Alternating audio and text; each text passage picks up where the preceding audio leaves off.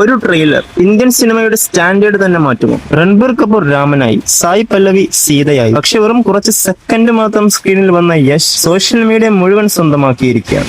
എന്താണ് ഈ ട്രെയിലറിലെ സ്പെഷ്യൽ? നമുക്ക് നോക്കാം. നിതേഷ് തിവാരി ഒരുക്കുന്ന രാമായണ സിനിമയുടെ ട്രെയിലർ ഒടുവിൽ പുറത്തിറങ്ങി. വർഷങ്ങളായി കാത്തിരുന്ന പ്രൊജക്ട് എന്നതിനേക്കാൾ ഇന്ത്യൻ സിനിമയുടെ ഏറ്റവും വലിയ അംബിഷ്യസ് പ്രൊജക്ട് എന്ന വിശേഷണമാണ് ഇതിന് കൂടുതൽ ചേരുക. ലോകമെമ്പാടുമുള്ള റിലീസാണ് ലക്ഷ്യമിടുന്നത്. കൂടാതെ VFX-ന് പിന്നിൽ DNAG പോലെയുള്ള ഓസ്കാർ ജേതാക്കളും സംഗീതത്തിൽ ആൻസിമറിനും AR റഹ്മാനും ഒന്നിക്കുന്നതും ഈ സിനിമയുടെ സ്കെയിൽ വ്യക്തമാക്കും. ആദ്യം പറയേണ്ടത് വിഷ്വൽസിനെ കുറിച്ചാണ്. ട്രെയിലറിലെ ഓരോ ഫ്രെയിം ഒരു പെയിന്റിംഗ് പോലെ തോന്നുന്നു. അയോധ്യയുടെ ഭംഗി, വനത്തിന്റെ മിസ്റ്റിക് ഫീൽ, യുദ്ധരംഗങ്ങളുടെ സ്കെയിൽ എല്ലാം ഒരു ഹോളിവുഡ് എപ്പിക്കിനെ ഓർമ്മിപ്പിക്കുന്ന തരത്തിലാണ്. രൺബീർ കപൂർ രാമനായി വളരെ ശാന്തവും ഗംഭീരവുമായ ഒരു പ്രസൻസ് നൽകുന്നു. ഓവർ ഡ്രാമ ഇല്ലാതെ കണ്ണുകളിലൂടെയും ബോഡി ലാംഗ്വേജിലൂടെയും രാമന്റെ വ്യക്തിത്വം കാണിക്കാൻ ശ്രമിക്കുന്നത് പോലെയാണ് ട്രെയിലർ സൂചിപ്പിക്കുന്നത്. സായ് പല്ലവി സീതയായി വളരെ നാച്ചുറൽ ഗ്ലേസ്ഫുൾ ആയും തോന്നുന്നു. അവരുടെ സ്ക്രീൻ പ്രസൻസ് കഥയുടെ ഇമോഷണൽ ഭാഗത്തിന് ഒരു ശക്തി നൽകുന്ന ഫീൽ. പക്ഷെ ട്രെയിലർ അവസാനിക്കുമ്പോൾ ഒരു കാര്യം വ്യക്തമാണ്. ഈ സിനിമയിൽ ഏറ്റവും കൂടുതൽ ചർച്ചയാകാൻ പോകുന്ന കഥാപാത്രം യശിന്റെ രാവണൻ തന്നെയായിരുന്നു. സ്ക്രീനിൽ കുറച്ച് നിമിഷങ്ങൾ മാത്രം, ഡയലോഗ് പോലും വളരെ കുറവ്. എന്നിട്ടും ആ കണ്ണുകൾ,